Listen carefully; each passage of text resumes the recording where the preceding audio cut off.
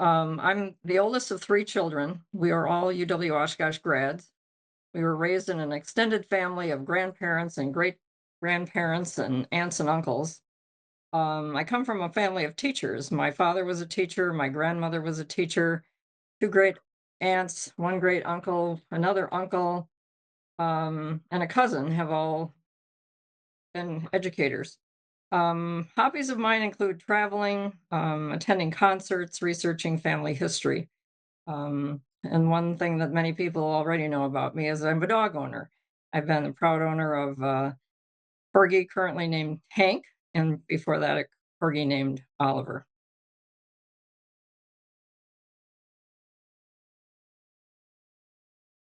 I've lived in Oshkosh a couple of times. I started my education career in kindergarten in Oshkosh and was here until the fifth grade. My family moved to Fond du Lac, where I graduated from high school. And then after high school, we moved back to Oshkosh, and I began my college career at UW-Oshkosh as an education major.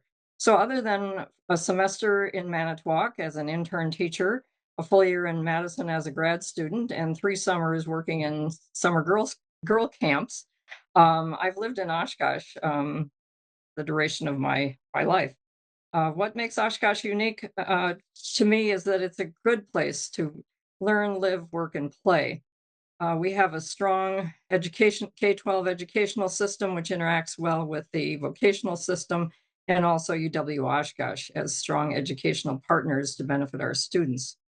I enjoy the variety of cultural and sports activities that occur here all year long. And I also uh, like to see the variety of religious practices, housing options, language, and ethnic backgrounds that are found in our community.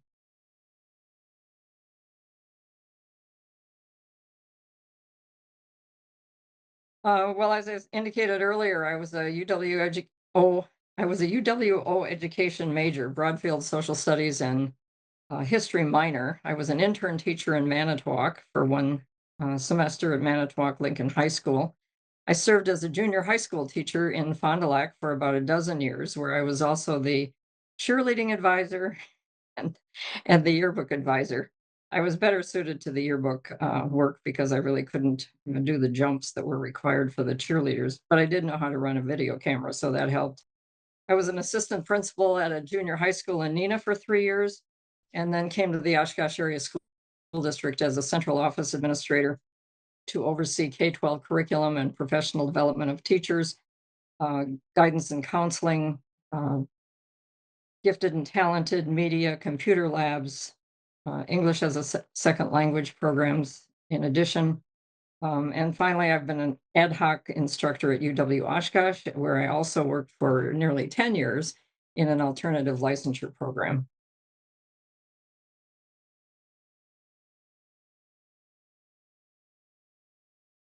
Well, there've been a lot of changes over the last 12 years, and in part, the what I call the COVID cloud has accelerated some of those.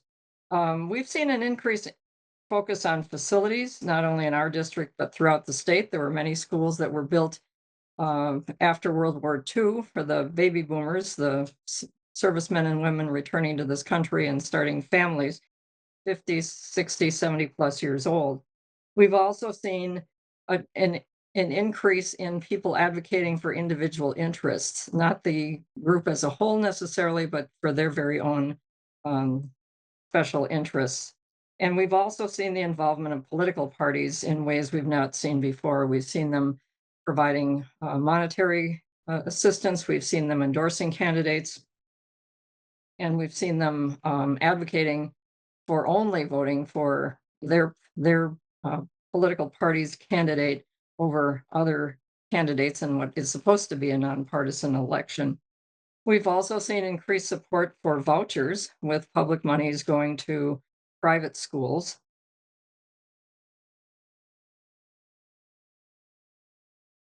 There are many components that lead to that, and there are lots of examples around the state of well-run school districts. Um, one of the one of the ways that I would define a well-run school district is to turn to the WASB essential elements of governance, which include quality leadership, a strategic focus on the future, accountability, communication, and engagement, all surrounding governance for high levels of learning for all students. In addition, or in ways to support those elements, I would say we need respect and trust among board members and the superintendent. We need integrity of board members and the superintendent.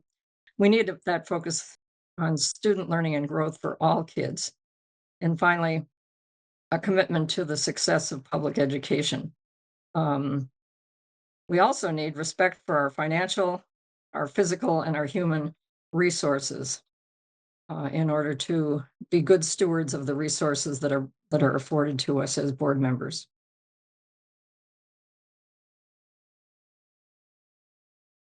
I've been a member of the Women's Fund and the Grants Committee of the Oshkosh Area Community Foundation. I've served as the president of the Oshkosh St. Vincent de Paul Society. Currently, I'm the vice president, and also I volunteer at the store to benefit people in our community to help them avoid homelessness. I've chaired Project SOAR, which stands for Special Opportunities for Artist Residencies, for about 15 years. This organization raises funds for K-12 arts education, which is hands-on, highly engaging for our students throughout the Oshkosh Area School District. Over the last 30 years, we've pumped over $300,000 into various arts activities to help students learn and grow and experience the beauty of the arts. I'm a former board member of the Oshkosh Public Museum Board, as well as the Payne Arts Center and Gardens Board. I currently serve on the CISA 6 Board of Control as the vice president, and I'm a former president of the Oshkosh Symphony Board.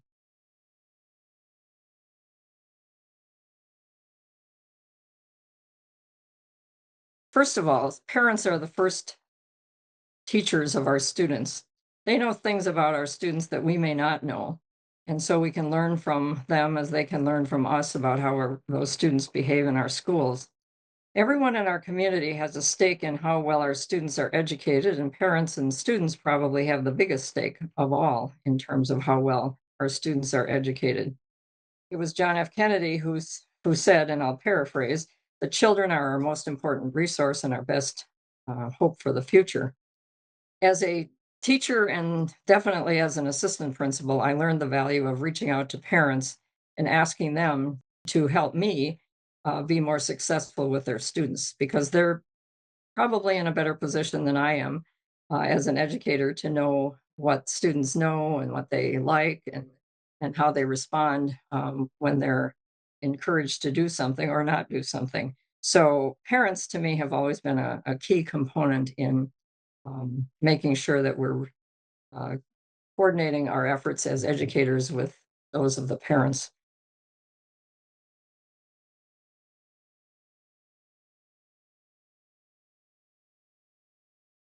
For me, this has been an awesome journey. It's been an honor. It's been a privilege to be able to serve as one of 15 board of directors members from throughout the state of Wisconsin on this board. Um, I have learned so much from my fellow board members.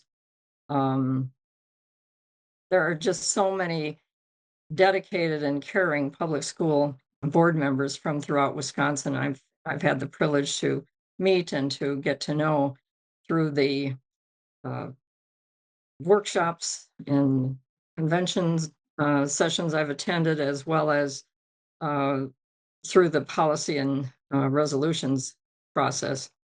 I've learned about educational issues on a state and in some cases national level that I would never have had an opportunity to do so had I not served on the board. But I think the main thing, RJ, has been just meeting the dedicated and caring board members throughout the state and learning from them about the needs and the concerns that come from smaller districts, middle-sized districts, as well as large districts.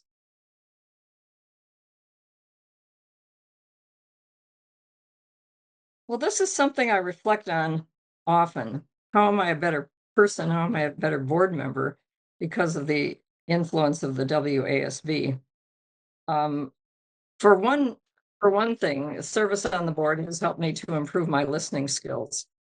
I thought I was a good listener before I joined the WASB board, but I found myself trying to put myself more in the shoes of other board members, maybe those who come from smaller districts or more rural districts than what I've experienced. And it's helped me to review other viewpoints other than my own. My experience has been in larger districts, and so um, learning from people who have uh, great transportation issues and challenges of getting students to school in a more timely manner have really had a big impact on my thinking. As a board member, I made attending workshops and conferences a top priority um, throughout my tenure on the board because I wanted to improve my knowledge and skills as a board member at the state and local levels.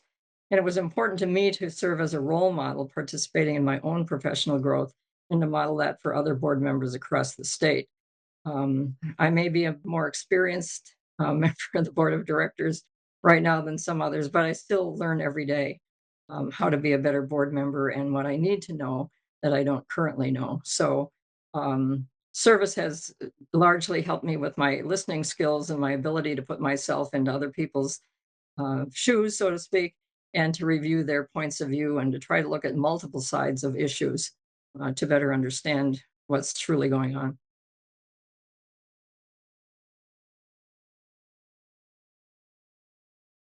I got involved in baking pies about 15 years ago through a friend who was a member of a historical society in the region, and they solicited pie bakers to bake pies for a summer fundraiser. Um, I've been baking pies for about a dozen years, and I tell people I am not the best pie baker in Oshkosh. I see what other people bake. I just have fun with it. Um, My favorite pies, that was a difficult question to answer. My favorite pies are those that have few ingredients and are not too difficult to make and that people really like. If I had to narrow it down to a single pie, um, my personal favorite is probably a cranberry apple walnut pie. But I did share a pie recipe some years ago with Captain McCluskey and other members of the board, and that was for a pina colada pie, and that was very popular. So um, that could be a favorite pie too, depending on, on the situation. But my personal favorite would be the cranberry apple walnut.